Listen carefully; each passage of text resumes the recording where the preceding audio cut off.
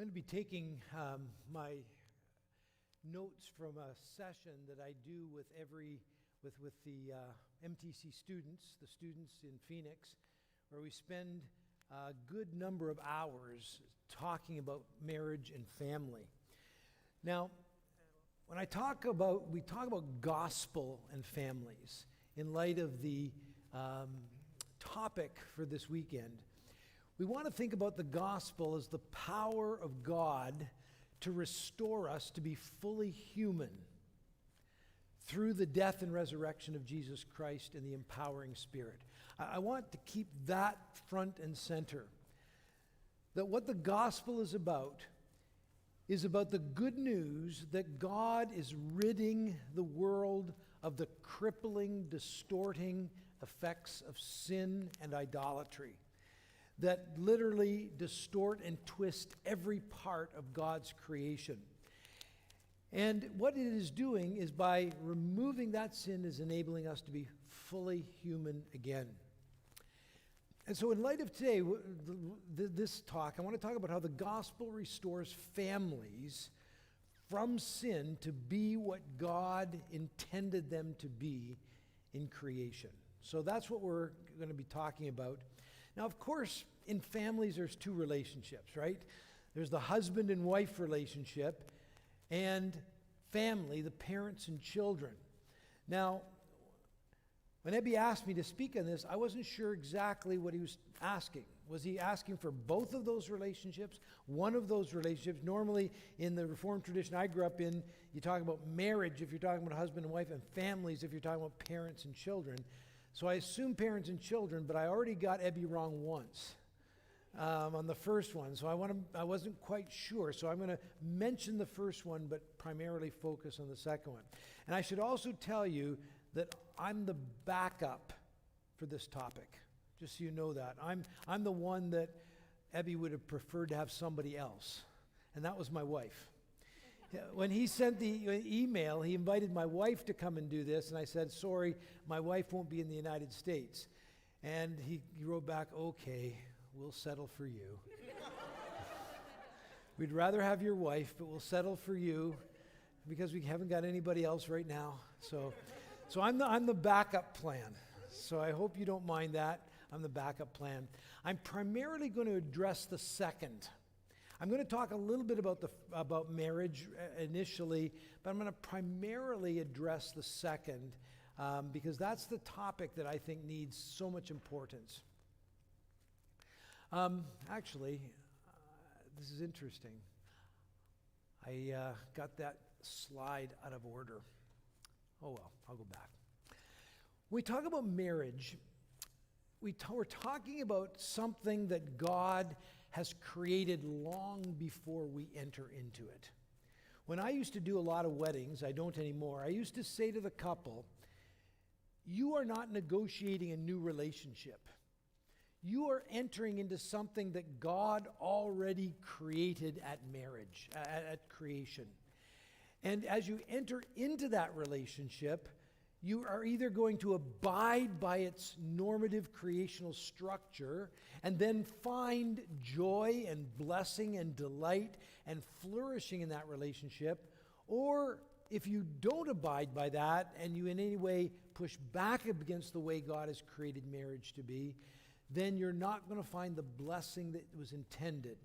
And I think it's really important, especially in the United States, where individualism is so strong, where the assumption is we create these relationships as autonomous individuals, to realize we're not doing that. We're entering into something long ago created, and as we enter into it, God has already structured that relationship. And there's much we could say about that. I'm only going to say a few things. This needs to be emphasized more and more these days, I believe, that this is a one man, one woman, lifelong commitment relationship. That probably is not something that is where there's pushback, but I think we need more and more to stress that with our kids, that it's a lifelong commitment between one man and one woman, and that's what God intended. I think we don't give this enough thought, even though we talk about becoming one, what that looks like. And when I used to do marriage counseling, we'd talk about all these different areas and more. But oneness in marriage has to do with a oneness in faith commitment. Trying to remain together on these things. I just remember my wife, when I started my master's work and my doctoral work, she kept saying, "What are you reading? What are you reading?" And so she'd pick up the books and keep reading whatever I was reading. And she'd come to my classes, and she's taken every class I've ever taught, and she knows what I think better than I know what I think. She knows what I think better than I think it myself, because she's listened to me, and I listen to her obviously as well. But the idea is so that we are sharing a way of understanding how to live together in a commitment to Jesus Christ. The unity of legal rights of parent, that we share parents. Her parents become my parents become her parents. We share friends. That's been hard for us because I have different kinds of friends than she has. And we find that every time we meet a couple, we say, okay, you get along great with the woman. The guy's okay, but he's not and we find that it's very difficult for us to find friends, but that's important to be able to share friends together, to share social lives together. It would be very easy for me to go off and do my thing and her to go off and do her thing, me to go off and do sports and her to go off and do music, right? It'd be very easy for that to happen, but to learn how to discipline, to share a social life together and find things you enjoy doing together. I like to tell everybody that I've come farther towards Marnie than she's come towards me, okay? She would agree, I think, because I had to learn to love music and interpret music. So I came home one time after a long drive, and I was listening to classical music, and I was listening to this long classical piece, and I knew it was coming to an end when I came into my driveway. So I just sat there and listening to it to see how this symphony would resolve and how it would end and resolve itself. Listened for 5 minutes, went inside, talked to Marnie. I said, Marnie, if there was a hockey game on and it went into overtime, would you watch it? She goes, no. And I said, I just listened to an orchestra piece, and I listened to it right to the end to see how it would end. And I said, I've come farther in appreciating music than you've come in appreciating sports. And she says, that's probably true. But I think what we have to do is we have to learn how to appreciate and love what the other one loves. And we both worked hard at that. Marnie knows much more about sports. She didn't even know sports existed when we got married. And I know a lot more about music and drama and art and all those things she loves, much more now.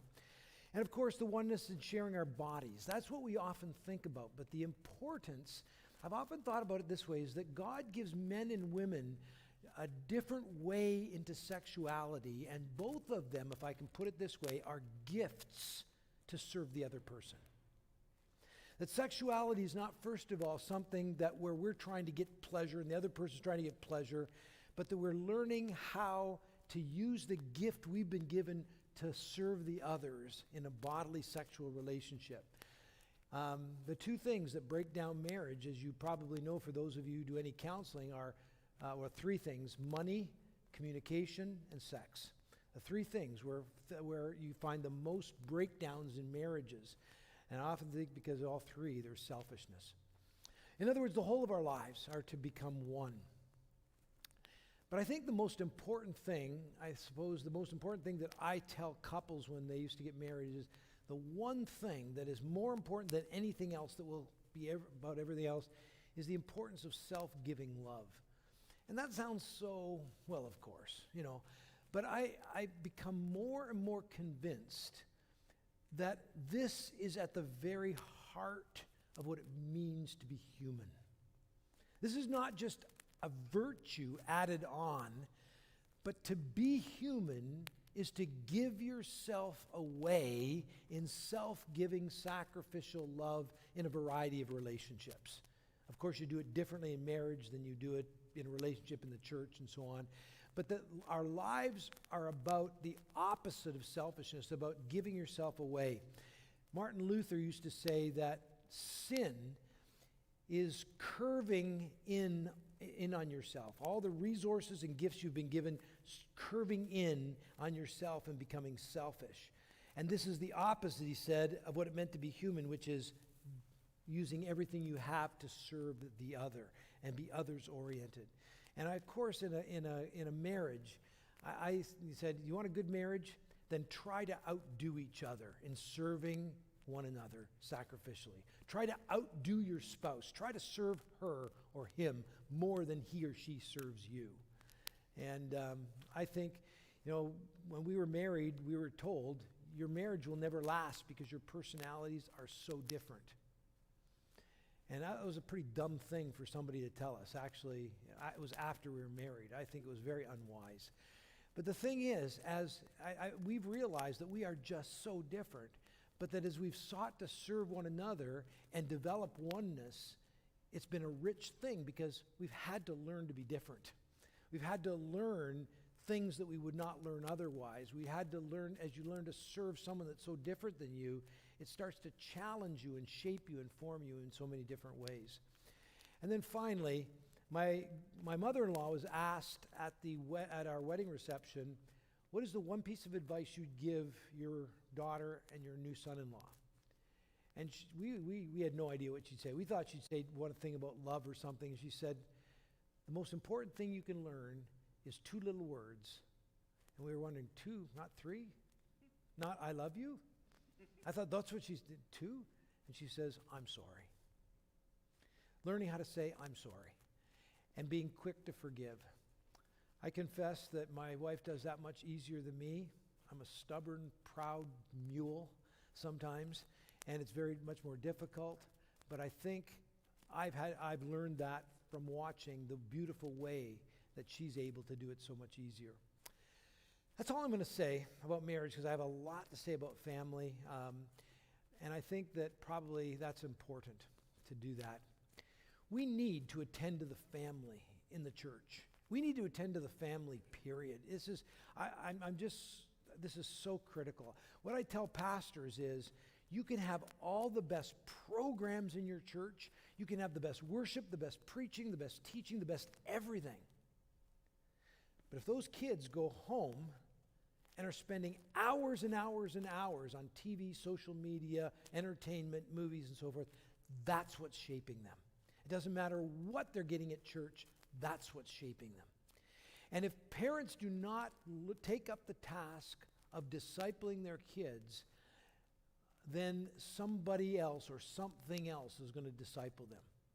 Their teachers at school, their cell phones, their friends, something else is going to disciple them. Somebody's going to form and shape them. And so I think of Deuteronomy 4:9, where he's just finished saying in verses 5 to 8, I'm sending you to live in the midst of the nations. And what you're basically to show them is what it means to be human. And you're to live in the midst, they're going to look at you and say, what a wise, understanding, loving, just people, the way they live. That's your job, God says, as they're going into the land. And then he says there's 2 things that are going to take you off track from the job that I've given you. Number 1 is idolatry. The idolatry of the Canaanites around about you. The number 2 thing is you're not going to pass along this faith to your children. And your children will fail to follow the Lord and know what the Lord has taught them. And so that was the threat, and it came up over and over again. In the Deuteronomy generation in which Moses told them and warned them about this, the very next generation, it says in Judges 2:10, another generation grew up who did not know the Lord. And you see this over and over again, that parents failed to pass along the faith to their children. But not only that, most of you would be leaders in your church. It said Paul has something special to say to leaders, and that is that if you can't manage your own household well, and if your own household is not in order, you shouldn't be leaders. And that's a pretty important thing. We have to deal with that occasionally in MTC with people that come and they're leaders, and now they're struggling with different things in their family, and how do you deal with that? Because this is a very clear guideline for the importance of a leader. What I've got now is 8 or 9 issues. And I quite literally could take every one of these and talk about them for many, many hours. Let me tell you where these issues came from. A number of years ago, I was a preaching pastor. This was about 2006, 7, 8, around there. I was a preaching pastor, and I was working with my son-in-law, who's one of the pastors, and then we had a senior pastor. Three of us were pastoring together. The senior pastor resigned, went back to the Netherlands, and all of a sudden I had 1 year where I had to preach and teach in a university. I had a real busy year. But then we called another senior pastor. He came, and my load lightened up. And so Marnie and I said to each other, the time I've been using for preaching, what can we use? How can we use this to disciple people in our church? And so we decided what we're going to do is we're just a little test case. We're going to put a little thing in the bulletin at church. Any young families that are interested in talking about how to raise kids in this climate at this time, let us know. Well, I can't tell you how many people started coming. Just overwhelming number of people.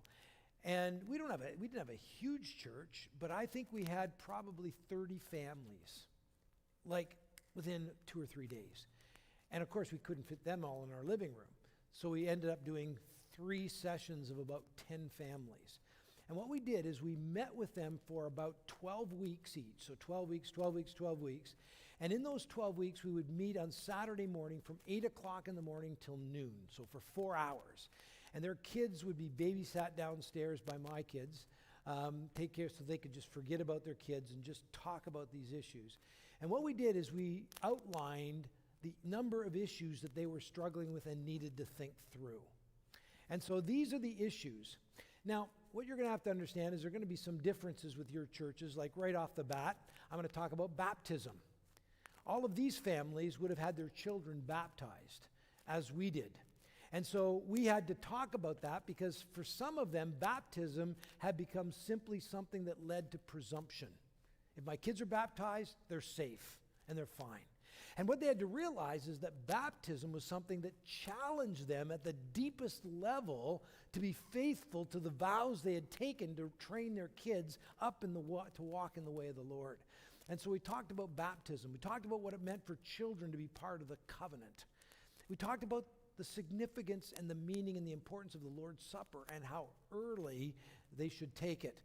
Now, I don't think I'm going to address that here. Probably because these issues are very different from confessional tradition to confessional tradition. And probably I would not be able to scratch where you itch or address the issues you're concerned about. I would love to, because I've thought about this. I grew up in a home where my dad was a Baptist deacon, and when we decided to baptize our kids, he thought we were going off the deep end.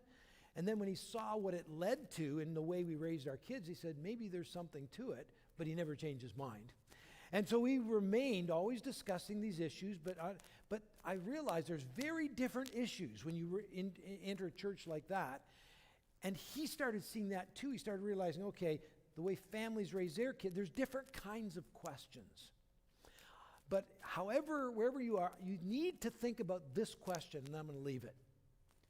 What is the status of your children before God? I don't know how you're going to answer that, because they're answered different ways in different traditions. But what is the status of your children before God? That is a starting point, a critical starting point for the way you're going to train your children. And I would offer you my answer, but I'm just going to let that go because it's a certain tradition, and I'll let Ebby teach you about that, or Esther, or whoever else here is good at talking about those issues within your tradition. But it's going to be a very different tradition than mine. But I will say this. I'll say one thing, is we believed that our children should start taking the Lord's Supper very early. And they did. And it happened like this, because my daughter, she's one that's an academic now, she was 3 years old. And she said, "Can I have a talk with you, Dad?" I said, "Sure, hop up on my lap." So she did. And she said, "Dad, am I one of the Lord's sheep?" I said, "Yes." She said, "Who's the Lord's Supper? Is the Lord's Supper for the Lord's sheep?" I said, "Yes." She says, "Why can't I have the Lord's Supper then?" And I said, "Good question, sweetheart. I'm going to find out. I'm going to figure this out." Well, I went into a lot of theological reading. To make a long story short, I came back to her. I said, You're going to take the Lord's Supper. We're going to figure this out. She started taking it 3. All of our kids did, very young. And they will tell you today, all 4 of them following the Lord, they would tell you that was one of the things that nourished their faith from the time they were little, that said to them, Christ has died for me, and I must believe that. So I'm going to leave that, because that could be controversial. I'm going to leave that and move on to another one that's not as controversial. One of the things I need to say to you as we begin is that our family was very radical in what we did. And I sometimes hesitate to talk about it, because what I'm going to do is I'm going to just be talking about our experience, and I hesitate to talk about it because I know that a lot of people's schedules cannot follow our schedule and do what we did. And so I hope you're not going to hear what we did and say, okay, we got to do something like that, and then you just can't for a lot of reasons. I'd rather you just think through what it means in your particular context. So just a warning up front that what we did was very radical, fairly radical. In terms of family worship, we committed ourselves to 5 out of the 7 nights of the week, Monday, Tuesday, Wednesday, Thursday, and Saturday night, as spending a minimum of 1 hour in worship. Now this is, maybe I'll say more, because then other points I'm going to make some other points around our evening. What we decided to do was that, and I know everybody can't do this, what we decided, that between about 6 o'clock at night and 8:30 at night, we did nothing but spend time as a family. We would eat together, we would clean up together. I'll talk about this in point number 3 or 4. I then would play with my kids in a rowdy way that got so loud my wife would have to leave.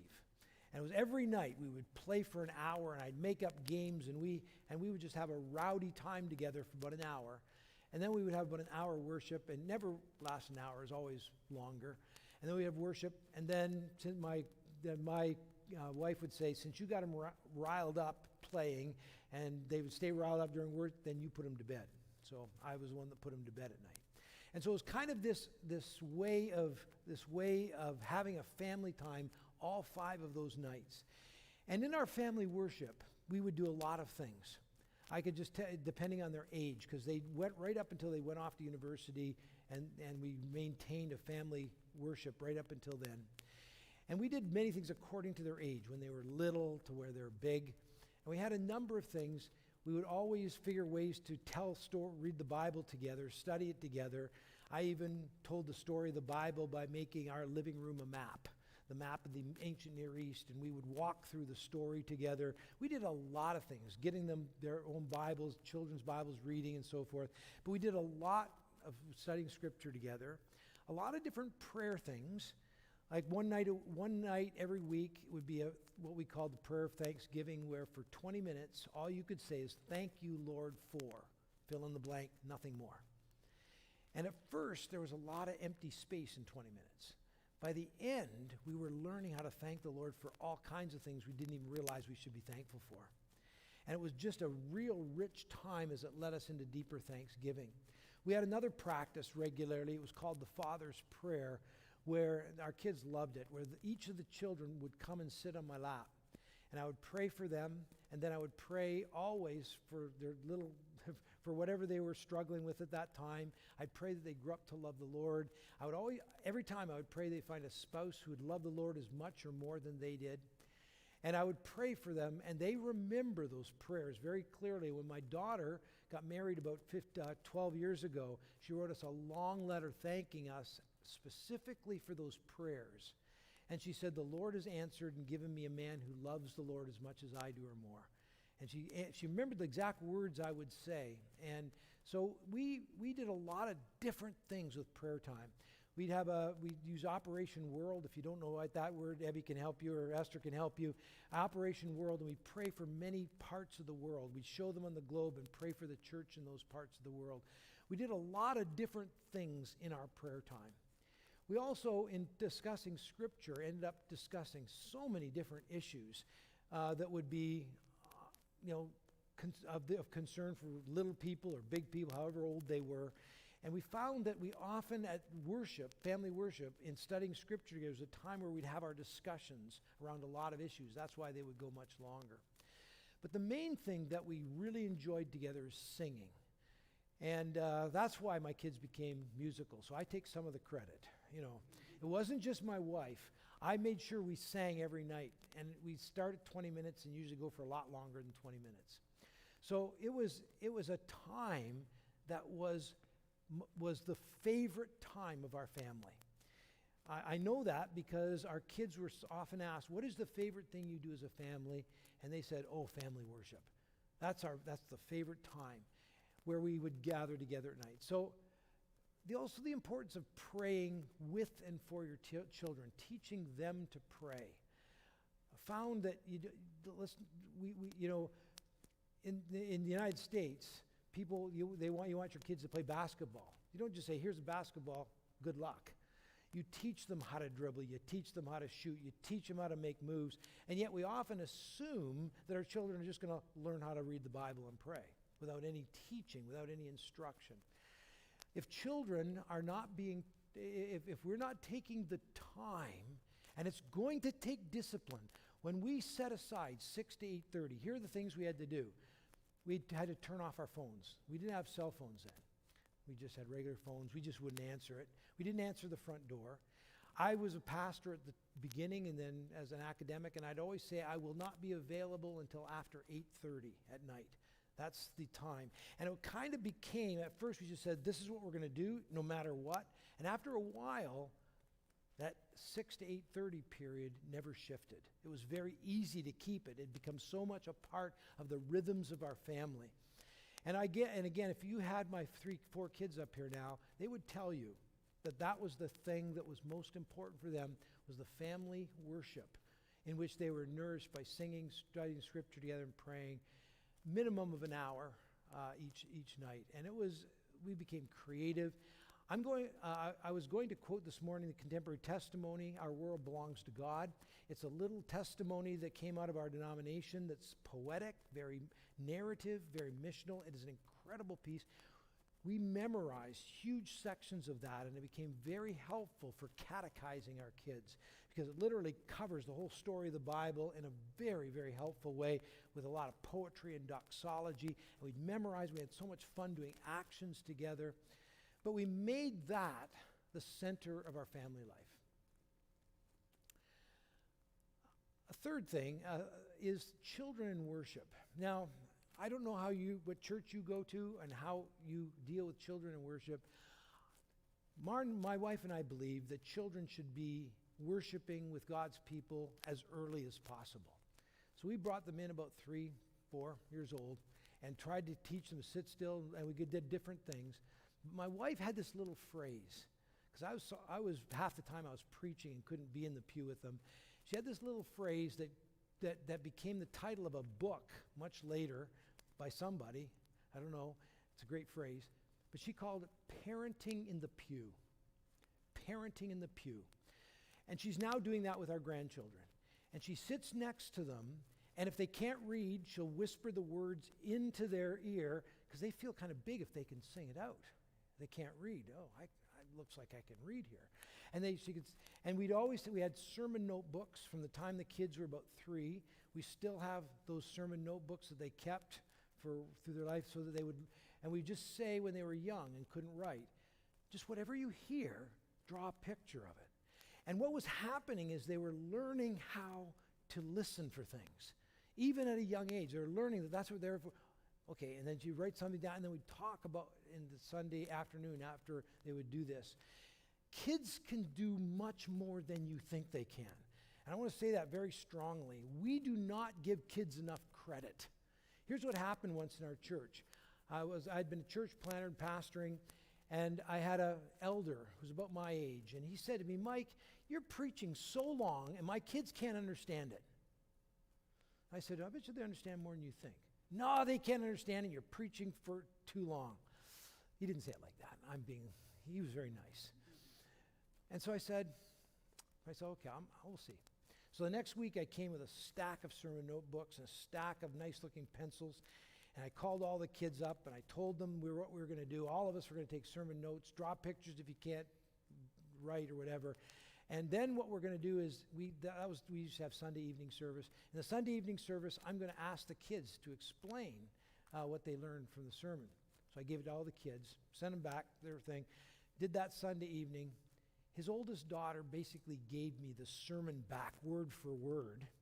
And his second daughter, who was a lot younger, had all kinds of insights into the sermon. And I looked over him and he goes, and he kind of, he had not given his own daughters enough credit.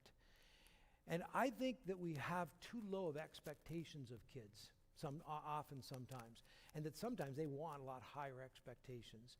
But children need to be taught to worship.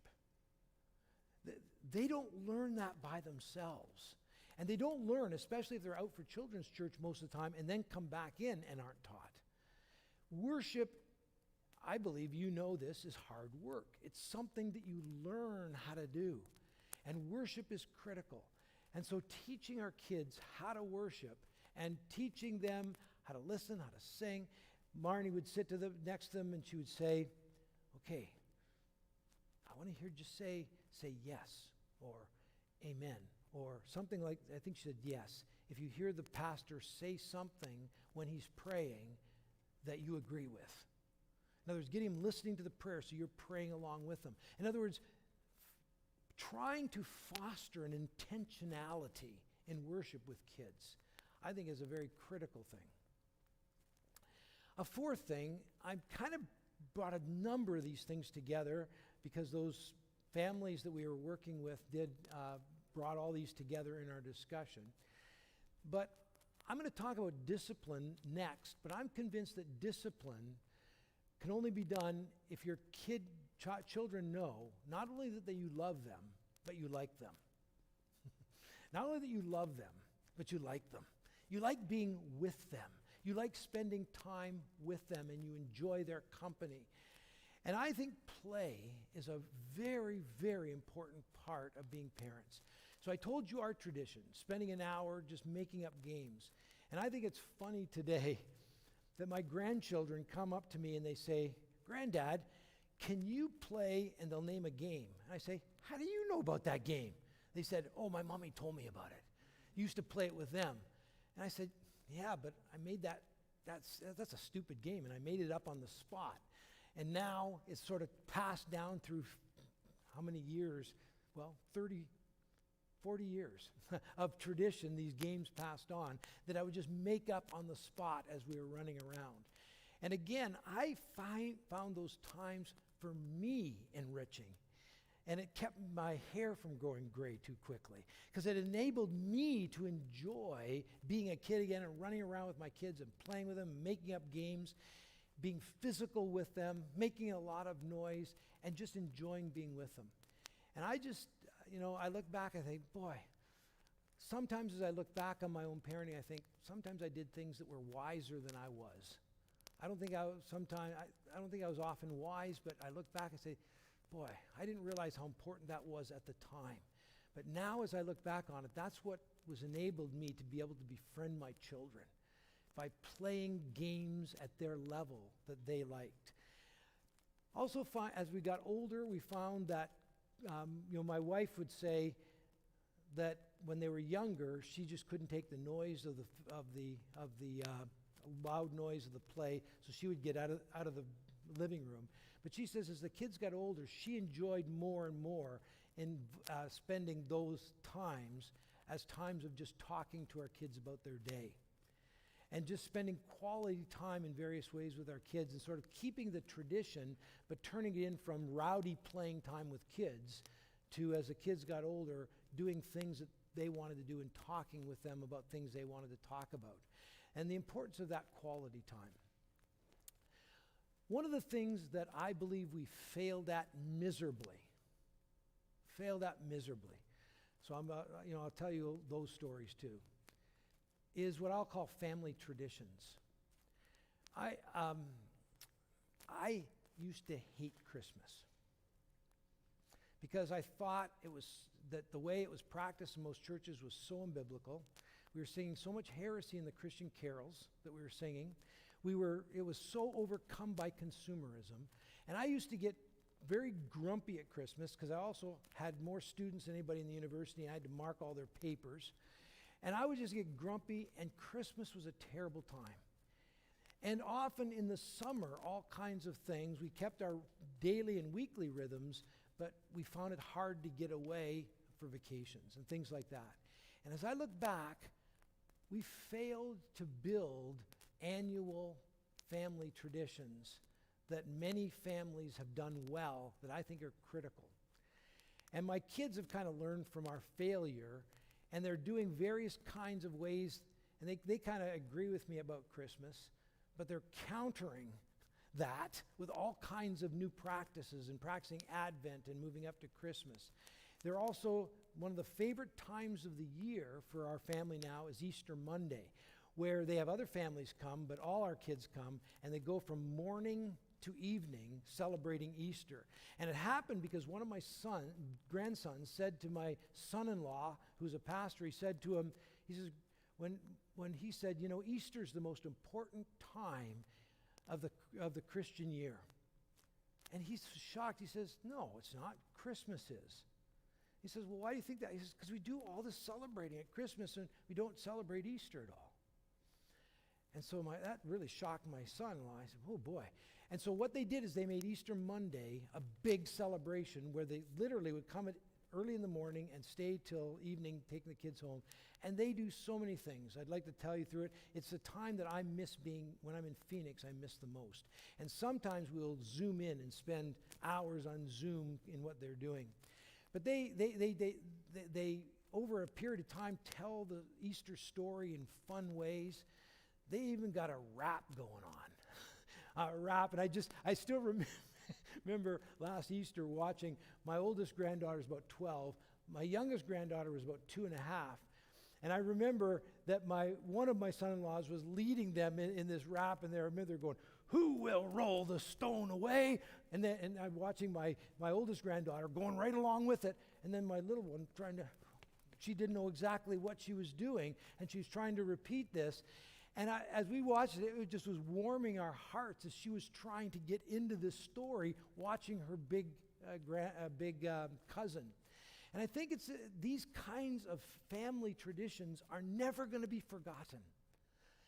And so what they would do is after that, they would go have I won't go through all the things, but they would spend a whole day of doing things together, celebrating the resurrection, constantly coming back to it in a variety of ways.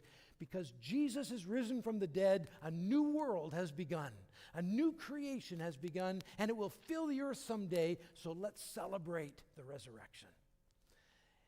And so I think they're also developing traditions in terms of vacations, going to the same spot, doing the same things, learning to love these things, so that they build these memories. I wish I'd done that a whole lot better.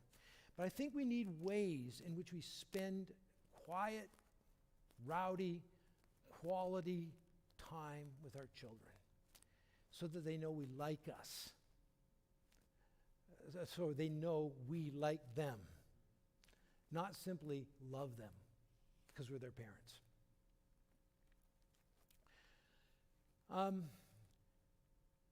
The next one, discipline. That's a touchy topic. It's a touchy topic I found very quickly because already in my children's generation, their views of discipline were quite different than mine. And my views were different than my dad's and parents'. My dad was a very kind person, but he was a strong disciplinarian. I got spanked quite a bit. I needed it every time. And I'm thankful for it because I'd probably be in jail if he hadn't done it. I'm that kind of person. I started with that, and I was a fairly strong disciplinarian too. And my wife was as well. And we went through a process in that. What we would do is, as we disciplined our kids, we would take them, explain them why, and then we would discipline them, and then I'd stay with them and hold them while they cried, and then I'd pray with them, and we'd pray about it, and then we'd come out and we'd do something fun after that to connect again. What I found happening in the next generation, for good or for bad, I'll let you decide. was that there's more and more fear of corporal discipline. Well, at least for some, because we have 4 kids. 2 think we were too harsh, and 2 are following in the same steps as us. And they disagree with one another. And they discuss it with one another. They disagree. But however, wherever you come down on that particular issue, discipline is a really important thing in terms of, the book of Proverbs does not shy away from talking about discipline quite a bit. Basically saying, a children's heart, this is one of the Proverbs, is bent by sin like a twig. If you just let it grow, it will grow in the wrong direction, that it has to be disciplined. So I think the importance of discipline, but the importance of understanding personality types and differences was just so critical. Because I remember my oldest daughter was one of the strongest willed people I have ever met in my entire life. She still is. I mean, I thought I had a strong will. Boy, her will is so much stronger than mine. When she was 9 months old, Marnie, my wife said, "Don't touch that." And she goes, and looks upward, 9 months. And Marnie says, "No. No." She slapped her hand. She took it away and had it harder. She's crying. She did it finally. My wife just picked her up and held her because she wasn't going to stop. And I thought, is this what all kids are like? Is this what we're in for? She was strong-willed. But then my son came along. I said, if a girl's like that, what is a boy going to be like? And so I disciplined him quickly. And I found out very quickly that my son was not that strong-willed in your face. That my son was a very gentle sort, but he's also sneaky. If you told him not to touch something, wait till he went around the corner, and then he'd touch it. And that was much harder to discipline, And then, and I thought, how do you discipline that? And then my third daughter came along, and, what she would do is she'd wait till you went around, then she'd touch it, then she'd start crying and come and tell you that she touched it. She was so sensitive. And then my youngest daughter was the hardest because she thought it was a game. If you told her not to do it, she says, "This is fun, let's play." And she didn't realize, no, you're rebelling right now. No, we're playing a game. And what we started to realize is each of them needed different kinds of discipline and how to work with that. My third daughter likes to tell me, you probably over-disciplined the first 2. You probably under-disciplined number 4, but you got it right with me, and that's why I'm much better than the other 4 kids. That's not true. But I think you do learn as you go along, and you do become more and more slack as you go along, too. That's probably not a good thing. In any case, learning, I think discipline is a hard thing. It's a hard thing, but woe to the parent who doesn't do it. Woe to the parent who doesn't do it. I just preached at my mom's funeral about a month ago. And when I preached at that funeral, I was just talking about some of my memories. And I remember one of the things my mom used to say to me all the time, because I was a rebellious young guy. And she would say, "Michael, if you don't learn how to obey me, you'll never learn how to obey the Lord. If you don't learn how to obey me, you'll never learn how to obey the Lord." And that stuck in my memory as a young kid. If you don't learn how to obey me, you'll not learn how to obey the Lord. Another thing, I don't know how long I've been going for.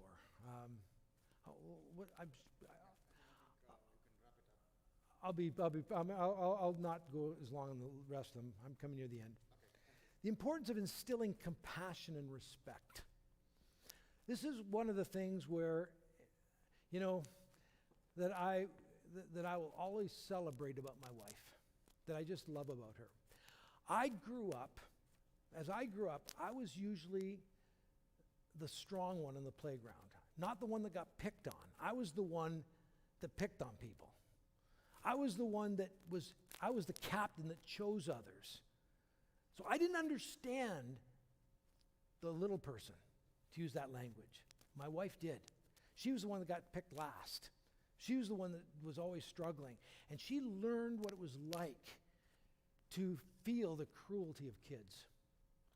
And so for her, what she was going to build into my kids was learning how to both have compassion for other little children, especially the ones that are hurting, as well as respect for authority. And she grilled that into them. She would talk to them she'd say, okay, who are the kids in your circle who the other kids don't like? Tell me about them. So they would talk about them. And why don't they like them? And how do you think you can help them and stand with them? How do you think you could stand with them so that then maybe others would come and be their friend as well? And this was a constant theme, literally a weekly theme for my wife. And I remember, I'm going to talk about education in a moment. We home educated our kids, but our kids were in school for about 2 years, our oldest two. And when my son was in school, he was in grade 3, and these boys had this little girl cornered, just typical of a playground, and they were pelting her with these crab apples. And then my son went and stood in front and said, hey guys, you're supposed to take care of girls, not hurt them. Now, what he didn't realize, he thought he could reason with grade 3 boys. That was his first mistake. Because then they started saying, oh, this is so typical. Oh, she's your girlfriend. As if that's the worst insult you can say for a grade 3 boy. And my son, thinking he could reason, no, she's not. I'm just trying to tell you this is not how, and starts pelting him as well. And we heard the story from his teacher. And we asked, and she said, how did he learn that? And I said, let me tell you what my wife has done. This is a long process of sensitizing our kids to the little person in the playground, the little person in the circles.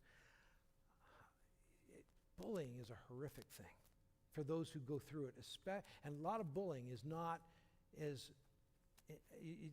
so upfront that you see it easily. It's often very subtle. The kinds of things that happen, the kind of kids, the marginalized kids, what they're often suffering when they're living together with their peers. Educational options. I'd like to talk a long time about this. There's 3 options you've got as parents. Either you home educate them, you send them to a Christian school, or you send them to a public school. And after teaching for 25 or 30 years in the university and having all of these kinds of kids come in to my classroom, I'm convinced that all of them have big weaknesses and big strengths. And I think the biggest thing we need to say is know what the strengths of each of those options are and know where the weaknesses are, because your kids are going to spend more time with their teacher likely than with you. So asking questions about what is the best option. We decided to do home education, and it was painful. To do that well is painful. Just to do schooling at home is not. That's easy. But to do home education where you take seriously bringing the gospel to bear on all the subjects, and you're really trying to form the kids in ways. It took my wife would be up sometimes to 1 in the morning, and she'd come to bed and she'd just almost be overwhelmed. I cannot figure out how to bring the light of the gospel to bear on this subject. I just don't know. I don't know what to say tomorrow. And also there was a financial price to be paid, because of the amount of time that she was going to have to give to home educating. It cost us, but I'm telling you, it was important. But the other thing that's very difficult about home education is that often they become little families become ghettos. And that can be very dangerous. We've seen a lot of that in fundamentalist home education circles, especially in the United States. And we just kind of got scared of that when we started speaking at some of these conferences and seeing this. We said, that's not what we saw as healthy home education. So there's real dangers, and we recognize those dangers. But there's dangers to Christian school, and there's dangers, obviously, to public schools. What we need to know is just the whole public school, as it was formed in the 19th century, especially by John Dewey, had a very religious and confessional kind of direction. He says, this is my worldview, and this is what education is going to do to instill that worldview in children. And in the 18th century Enlightenment, they were arguing for having public education because we got to get them out of the church and out of the home where they're being given the Christian faith so that we can train them in this humanist worldview so we can build a better society through science and technology. It was very explicit in the Enlightenment. And I'm convinced that we're often not aware of that, and we're fooled by what Leslie Newbigin called the myth of neutrality, thinking that all these subjects are just neutral in what's being taught. They're not. And we need to know how to disciple our kids through that. The last two are the biggest two, but I'm going to stop. I'm glad I'm going to stop because I don't even want to deal with these last two. Is helping our kids know their culture. Getting them thinking very early about the idolatrous foundations of their culture. Getting them critiquing that. And believe it or not, it's not that hard to do, as long as you know what you are dealing with that. Two of the ways we used to do that was dealing with current events and news, and the second one was dealing with popular culture and media, especially movies. Watching movies, learning how to critique the worldview in them, talk about how that worldview is at work in the world. And I remember my son coming to me about 5 years ago and saying, Dad, now when I'm watching movies, I can't even watch them anymore without critiquing the worldview in them. You've ruined movies for me. I said, well, thanks, Ben. I said, you know how I'd teach you, though. I'd say, immerse yourself in the movie, enjoy the movie, and then afterwards step back and learn to critique its worldview that's at work. So that's one of the ways we did it. This was the interesting one, and this one just needs so much time. And I would just recommend to you a book called The Tech-Wise Family by Andy Crouch.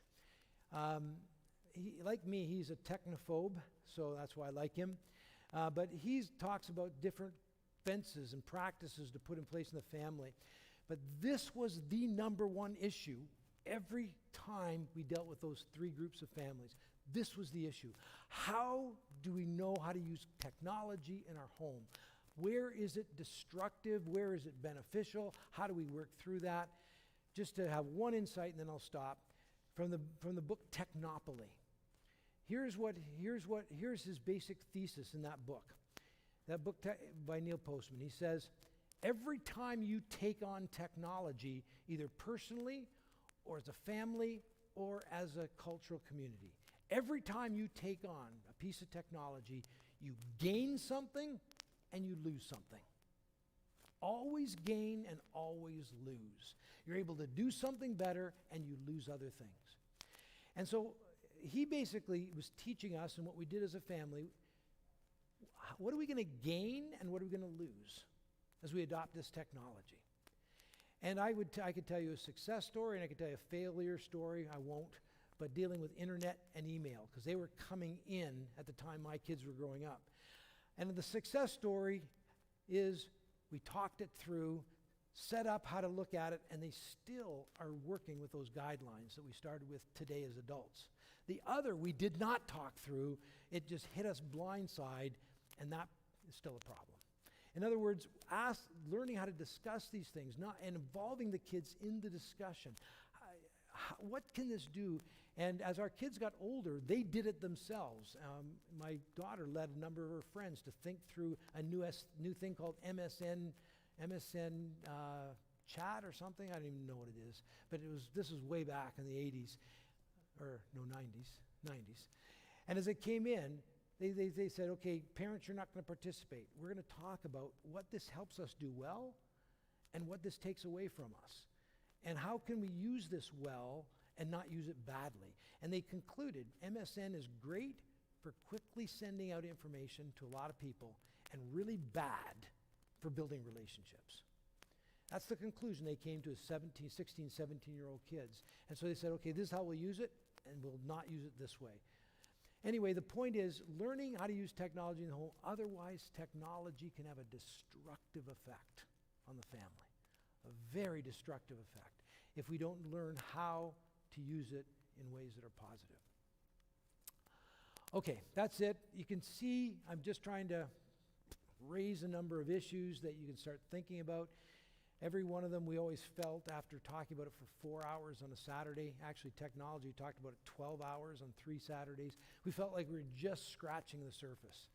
and talking about it. But I'd encourage you to find the others that want to be intentional about their parenting, friends, those in your church, family members, and getting together and wrestling with these issues, maybe reading certain books, wrestling with these issues. Because if the parents are not going to disciple their families, the church of the next generation is in huge trouble. Huge trouble. Okay. Stop there. Thank you, Dr. Michael Goheen. So, shall we give him a big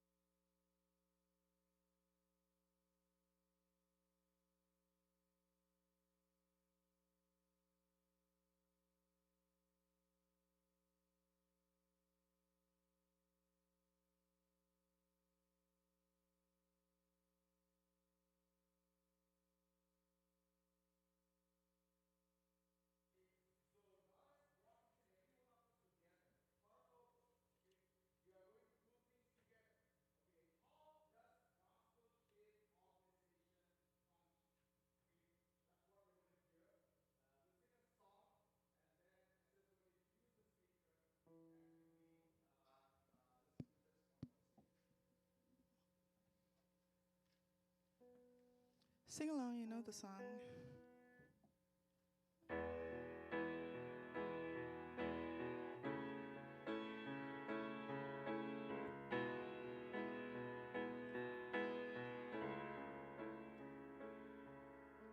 The night is dark, but I am not forsaken. For by my side, the Savior, He will stay.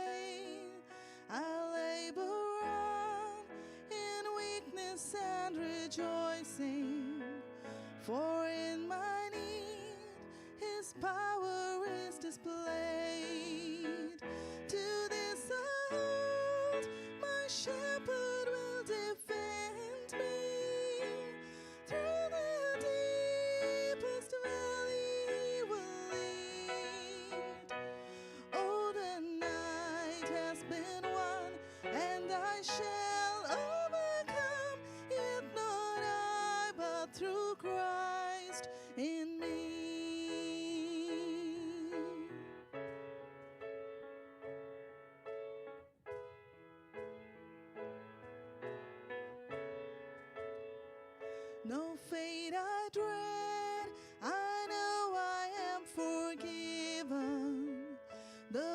future sure, the price it has been paid. For Jesus bled and suffered for my pardon, and he was raised to overthrow the grave.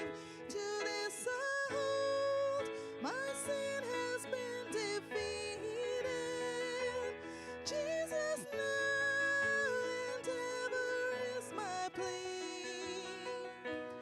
Oh, the chains are released, I can sing, I am free, yet not I, but through Christ in me.